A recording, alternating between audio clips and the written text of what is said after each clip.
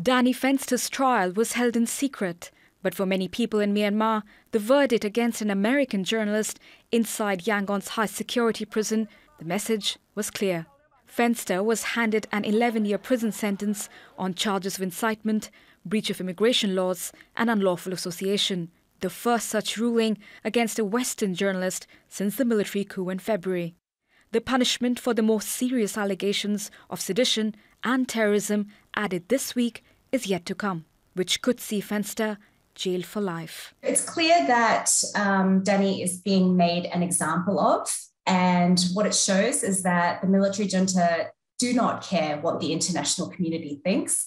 They will do as they want, and this is one example of how they're basically showing the international community that they cannot be held accountable. Danny Fenster was arrested in May while he was on his way to the US to see his family in Detroit. His lawyers say the charges relate to his time at Myanmar Now, a news outlet which he left a year and a half ago. Washington is demanding his release, calling the charges profoundly unjust. These charges are all based on the allegation that he was working for Myanmar Now, a banned media outlet, in the aftermath of the February 1 military coup in Myanmar. Danny had actually resigned from Myanmar Now in July 2020 and joined Frontier the following month. So at the time of his arrest in May, he'd been working with Frontier for more than 9 months.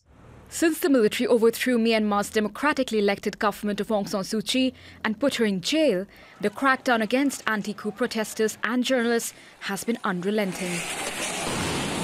Being a journalist was already quite difficult under the former regime, under Aung San Suu Kyi. It was hard to be a journalist and to tackle some issues that the government don't want to.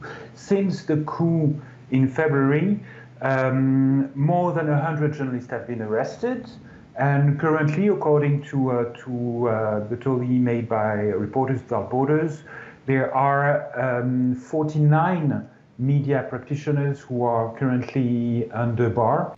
The US has imposed sanctions against Myanmar's military leaders and their powerful network of businesses and companies. Fenster's sentencing comes just days after former US diplomat Bill Richardson met General Min Aung Hlaing, who led the coup.